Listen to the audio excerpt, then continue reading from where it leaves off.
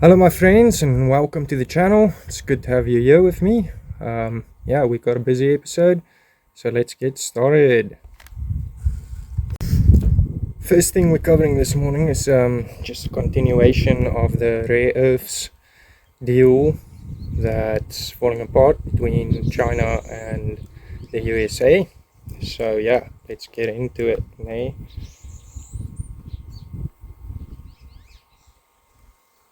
Okay, 9th of October, it's a while back, but it's very relevant to today's stories. So, China tightens export rules for crucial rare earths. China has tightened export controls on rare earths and other materials critical for advanced tech manufacturing as trade negotiations continue with the US. It processes around 90% of the world's rare earths, which go into everything from solar panels to smartphones, a key bargaining chip ahead of a expected meeting between Chinese leader Xi Jinping and US counterpart Donald Trump this month. Okay guys, let's talk about what this means. First up, China controls most of the processing of metals on Earth. There's no other country that has the capacity energy-wise to sustain such a large manufacturing basis, and that's why 90% of the Earth's metals first goes through China before it gets to the rest of the world, and that's why they're pulling this lever.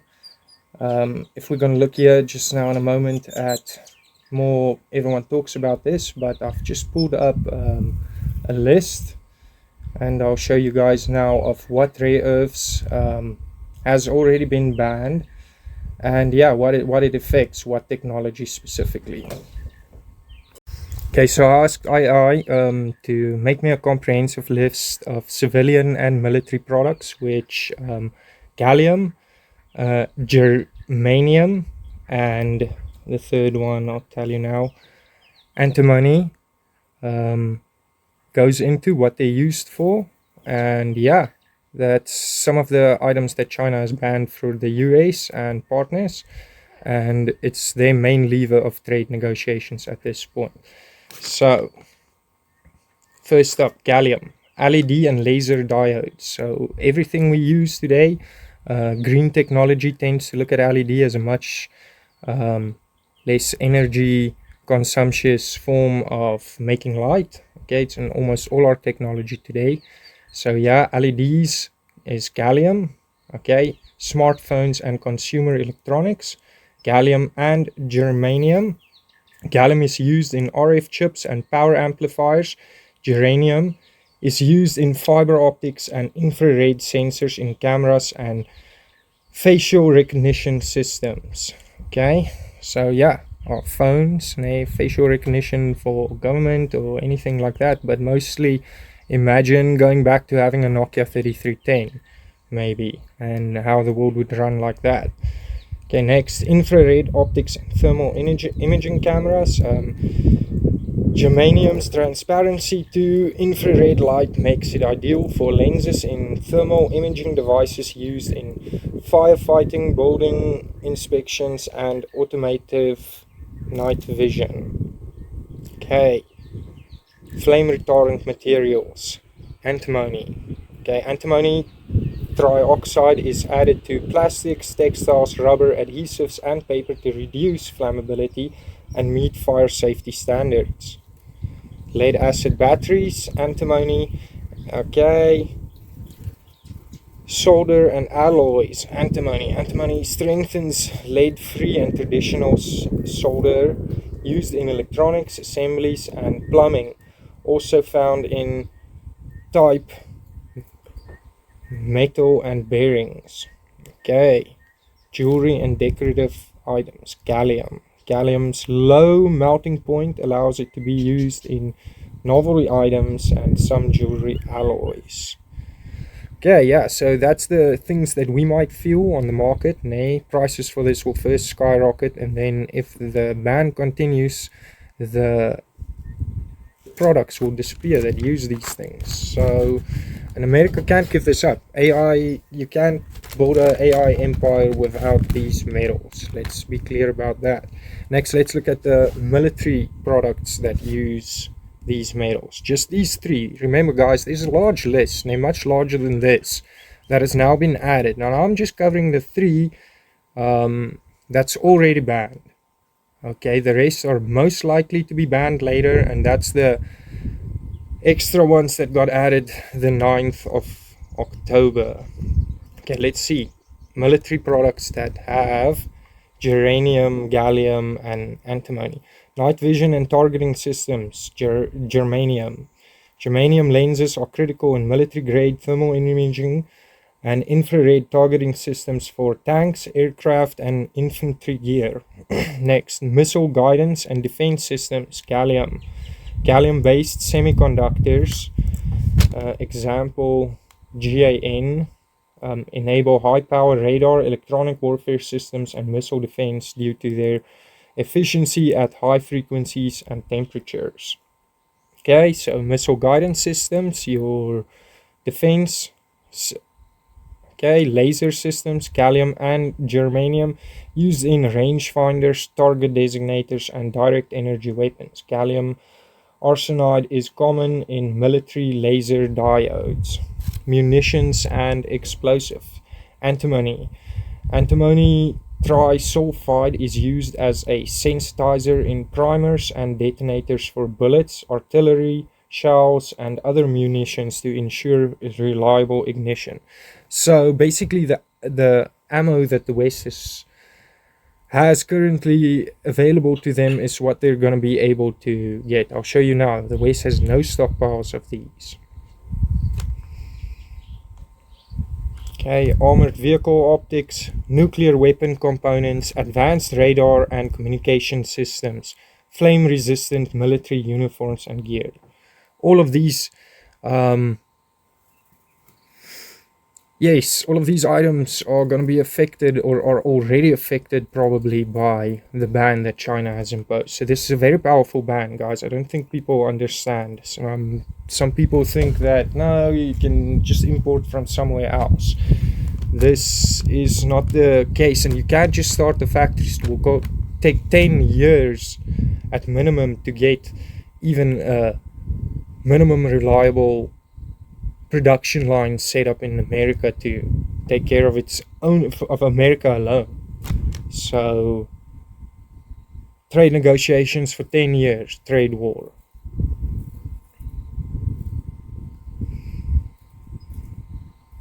Okay, yeah, next I just want to show you guys here gallium, the US stockpiles. As of the late available information, the United States does not maintain a strategic stockpile of gallium or germanium, and its stockpile of antimony is limited. Here's a breakdown of each element. The US has no government stockpile of gallium. According to the US Geological Service, USGS, government stockpile, none, for gallium as of the 2024 Mineral Commodity Summaries. Okay, I guess maybe they bought a little bit when the trade war started. I would have done that if I planned a trade war, but it can't be a lot. Gallium is also not included in the National Defense Stockpile managed by the Department of Defense. So no gallium stockpiles either. Because the US relies almost entirely on imports historically from China and recycles very little, any disruption in supply, such as China's December 2024 export ban, would leave the US with effectively zero strategic reserves. Okay guys, I'm gonna just say, so this is a move from China, okay, to show its clause. Let's say it's posturing to say we're not happy with the tariffs that America's placed on us. And yeah, this is how they're gonna fight tariffs back. I can bet you that. So let's move on to the next story. Okay, I'm gonna read a few stories here to come to a point, but yeah, basically it looks like Donald Trump is going after the strategic resources of Venezuela's oil. to make it hard for any Western nation to buy from anywhere but the United States. That's what my opinion is about what's happening in Venezuela. But yeah, I'm going to show you some stories to show what I'm talking about and how I got to this. Just follow me along. Okay, so the first article we're going to look at here is it's a bit not immediately related, but you'll see what I mean. Russia stopped Indian oil buyer to comply with Western sanctions. Okay. So, India's top importer of Russian oil, the conglomerate Reliance Industries Ltd, says it will abide by Western sanctions, ending several days of speculation about how the company will manage new measures targeting Russia's two largest oil companies. Reliance will be adapting their refinery operations to meet the compliance requirements, a company spokesperson said in a statement on Friday, while maintaining its relationship with suppliers. Okay, so guys, what does that effectively mean? If it is true, okay, and we'll see about that. I'm not always straight to believe what that India will stop buying Russian oil, but let's say it is true. Then effectively, India needs to buy oil from somewhere, and if they're not going to buy it from Russia, then who does that leave them with? Okay, well, one, the US, and I believe that's what Donald Trump's going after. He just opened himself a market. He wants to sell oil, and American oil, so because he can get a good buck for it. But yes, now India can get American oil, in my opinion, or they have to look somewhere else in the world, a country that's maybe a bit cheaper. If you want to look at countries that might sell cheaper oil than the United States, you simply look at countries who have more stockpiles, but we'll get to that in a moment. Okay, Venezuela. Okay, next story. Trump does what Brussels couldn't, kill Russian oil in Europe.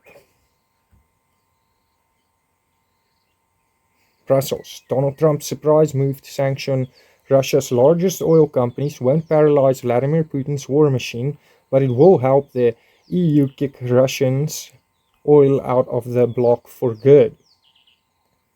Okay, guys, so here's the second one. Now, the EU has been putting in sanctions, but the first sanctions that Donald Trump puts on Russia is literally the hardest sanctions Russia has faced on their oil industry. So their two biggest Russian oil companies is the ones that Donald Trump sanctioned. And yeah, effectively now the EU also won't be able to buy oil from Russia, and it won't be on their timeline of waiting a few years and weaning it off. You'll see they're going to come with new trade negotiations and talk with Donald Trump. But yeah, now effectively that market needs a new supplier, and who do you think the EU is going to buy from? They're going to buy from America, of course. Okay, so there we go. So Russia's two biggest buyers has been basically told they're not allowed to buy Russian oil anymore. Okay, let's move on to the next article. We're gonna see where this goes now. Read this. Pentagon deploys top aircraft carrier as Trump militarization of the Caribbean ratchets up. Okay, the Pentagon said on Friday that it was deploying the United States' most advanced aircraft carrier to the Caribbean, a major escalation in the Trump administration's war against drug cartels that provide the resources to start conducting strikes against targets on the ground. Okay, what does this mean, guys? So Trump's saying that they are going to take the war on drugs to another country, to Venezuela, but yeah, they want to get rid of the drug dealers apparently. Let's see what Venezuela's president says about it. Just give me a moment here. From Caracas, Nicolas Maduro slammed the enhanced US military presence. They promised they would never again get involved in a war, and they are fabricating a war, the Venezuelan president told state media later on Friday. Okay, guys, I might believe this. Nay, the previous two stories was about how markets were closed, and the Indian market and the European market needs to get oil from another buyer than Russia. Okay, no matter how much anyone says they don't buy from there, they do. So who does this leave us with? Well, if we look here on the next tab, I googled, just ask Google which countries has the most oil resources in the world, and you'll see here on your screen now.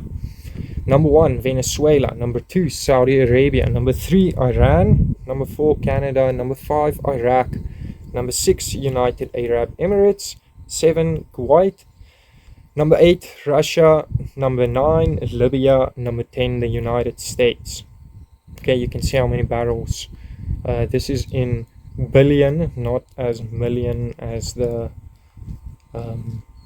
AI mistakenly put there. So it is billion barrels, 303 billion barrels that they have an estimated reserve buried underground. Okay, that's all these countries on this list. Now, in recent memory, I remember the US attacking Iran. Okay, we all remember it wasn't about oil, but yes, their economy is under crippling sanctions for some reason. Okay, another competitor with US oil. Okay, Canada, in our final story of the day, we're going to get to Canada, but yeah, Canada hasn't been making Trump happy lately, and Canada has oil. If anyone here remembers, I think it was about 20 years that a war in Iraq was. I used to see many times about how the Iraqi terrorists would target the oil fields. Okay, and yeah, when you're young, you don't think of this. It's their oil fields. And yeah, the US is deployed to protect it. Go and look into that. Go and look into the protection of the US oil fields. I believe that Trump's going to find some intelligence soon that's going to tell us that the drug cartels are set up in the oil-rich regions, and they're going to put the military there to protect the oil. So yeah, from the drug cartels, okay. So, but my opinion is it's Trump moving in to seize the oil of the country and make sure the production is either sold under American stuff, so there is no alternative to American oil. So yeah, I believe that the war on drugs in Venezuela is fabricated so that Trump can get his hand on the largest oil reserves on the planet, because America does need something. They don't have rare earths. They have a little bit of oil, but yeah, they don't really have something to trade with, and this is going after that. Look, my opinion on it, I know I might be wrong, but think about it this way. If I come to your country, I'm a citizen, I'm just a visitor, and I look for a drug dealer on your streets. Okay, find someone, I see him, it looks like he's selling cocaine over there. I walk up to him, I take a gun, I shoot him, he's dead. And I film it, everything, and I say, no, he was going to take drugs to my country. Shouldn't you be arrested?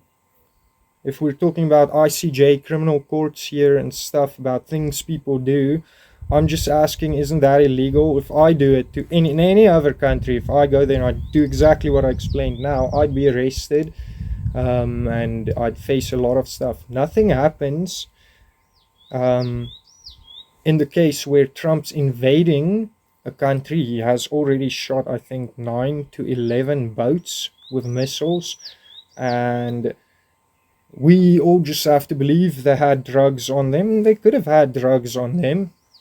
I actually, in fact, believe that there is drugs coming in, but I don't think that he really cares. I think it's more we're going after the oil, but the guys will be the war on drugs, and that's why the military will be parked where all of Venezuela's oil is.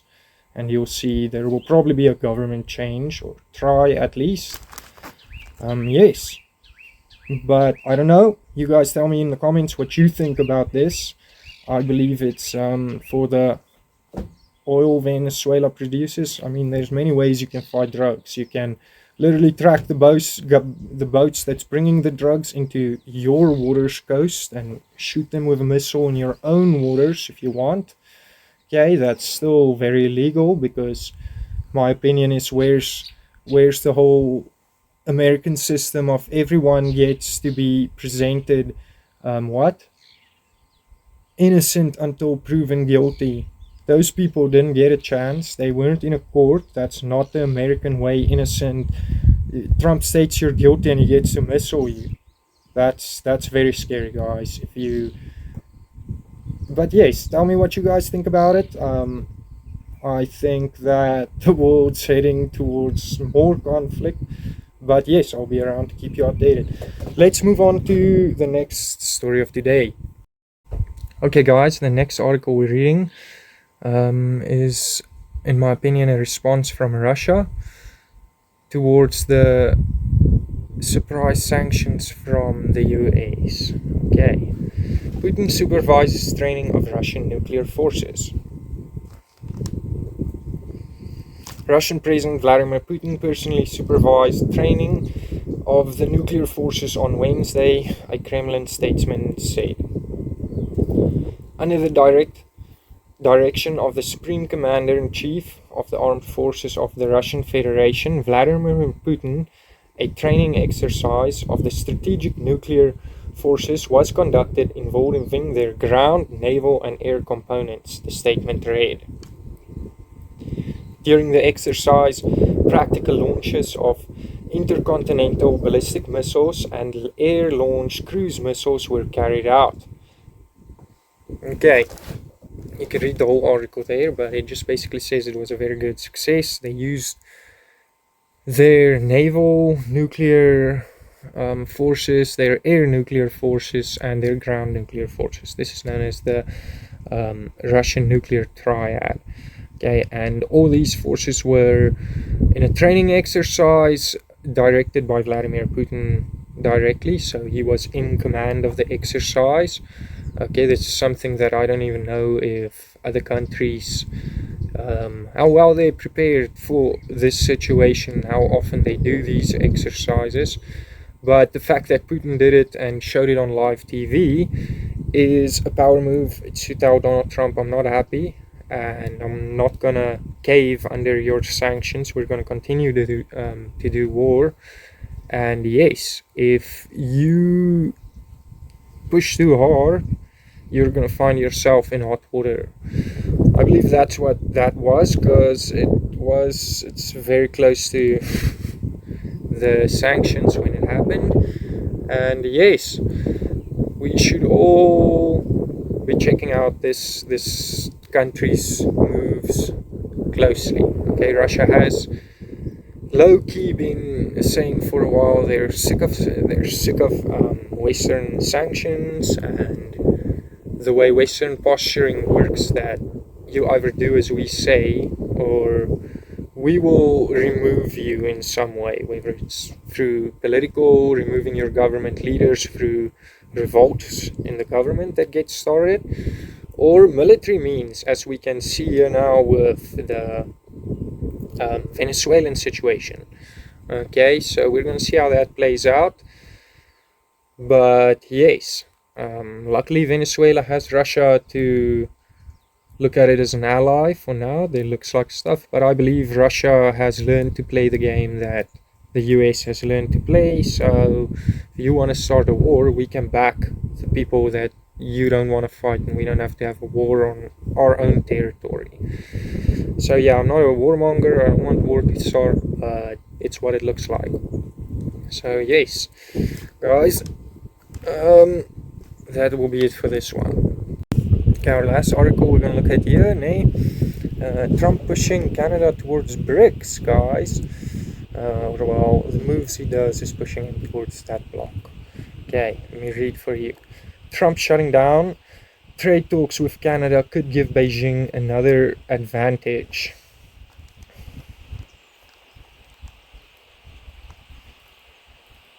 Okay, I'm just going to read one paragraph here because a lot of it you can go read for yourself.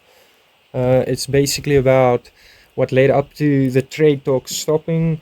So Canada apparently released a video of one of Ronald Reagan's speeches a few years back that spoke negatively about the trade impacts of tariffs, and Donald Trump did not take good to this, and he tweeted apparently very early in the morning from in his time zone. I say tweeted, he posted on social media that trade talks with Canada would stop, meaning all the tariffs that had been imposed, they won't negotiate bringing any of them down. And as far as I could find out, Canada really wanted to look at their steel and aluminum tariffs, to have Donald Trump maybe remove that. But after this ad, Donald Trump had decided to halt, let's call it halt, or cancel all further trade negotiations, and they're just going to have to stick with the tariffs they got. But yes, the effect of this is I believe China's going to offer them a way out. And I'll just read for you here. Hours ago, Trump wrote on Truth Social, the social media site he owns, that all trade negotiations with Canada are hereby terminated. His theory was prompted by a Canadian TV commercial featuring President Reagan, a legend among conservatives, saying tariffs and trade barriers hurt every American worker and consumer. Okay, sorry, that wasn't paragraph. Here we go.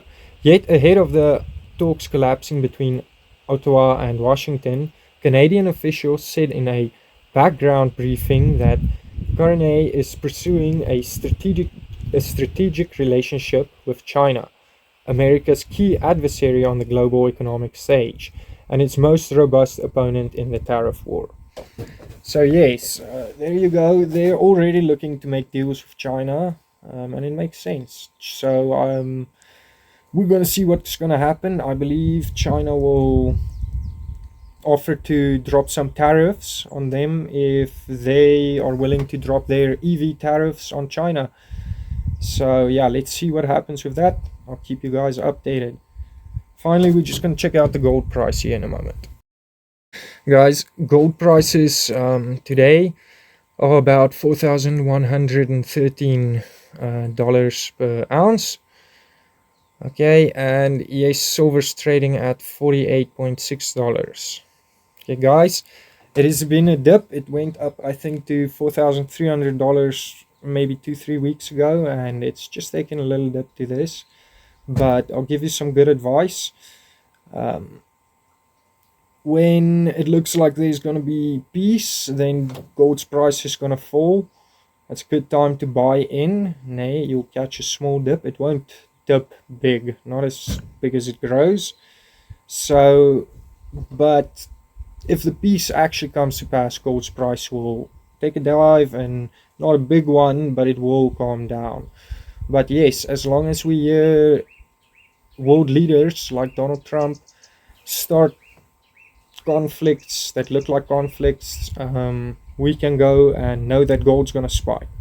So in the past 2 years, since 2023, you can see here up on the screen, gold was 2 years ago under $2,000 an ounce, and then it grew up to double, 100% growth within 2 years.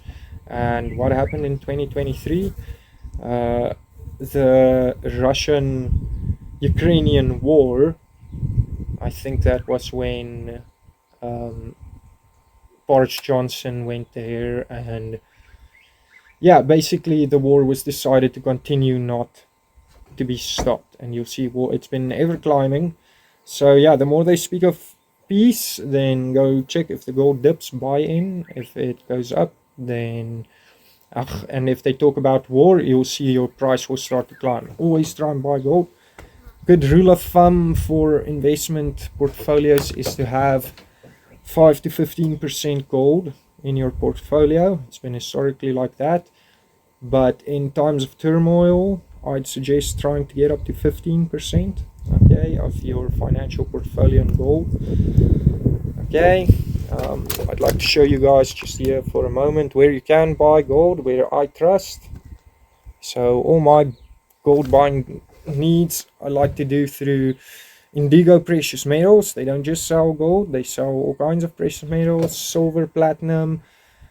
Yes, but you can buy anything here from them, from stocks to coins to gold bars. Okay, check them out if you are interested in buying gold. Thank you guys very much for being here with me. This was my first video. Please give me some feedback on some upgrades I could do. I'm going to try and do one video a day to keep us up to date. Check out where we should watch out, what to do with our money. For now, gold's still a good bet. So please guys, be safe, do your finances well, God be with you. Cheers.